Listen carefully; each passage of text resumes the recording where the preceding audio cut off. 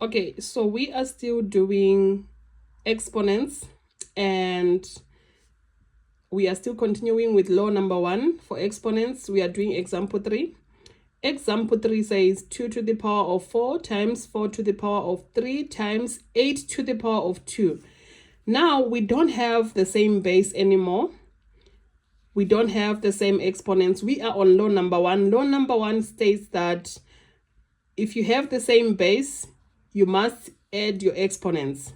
So now the trick now is that we don't have the same base.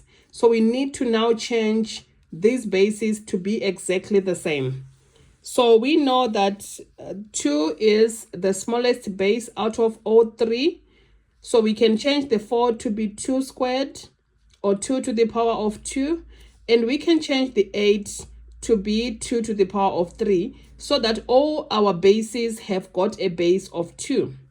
So we bring down our 2 to the power of 4 times, for the 4 we are going to say is 2 to the power of 2, but we already have a 3 there. We need to multiply our 2 by 3 times the 8 is a 2 to the power of 3, but we already have an exponent of 2, so we multiply that by the 2.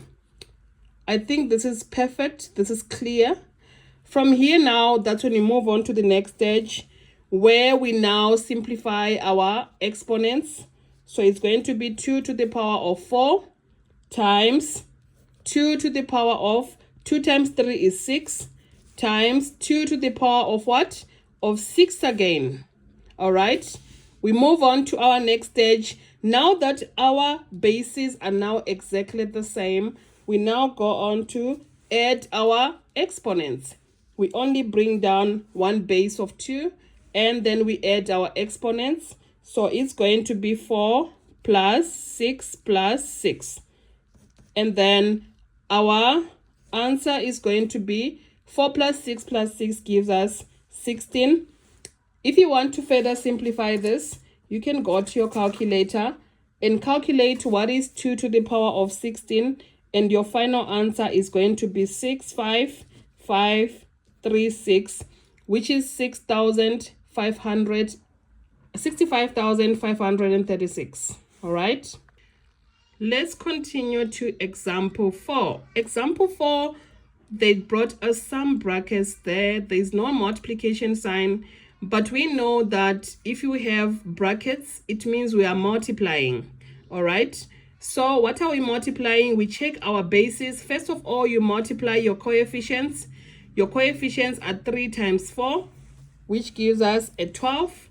And then now we go to our bases. We have a base of x here, and we also have a base of x there, and we're multiplying because there is brackets.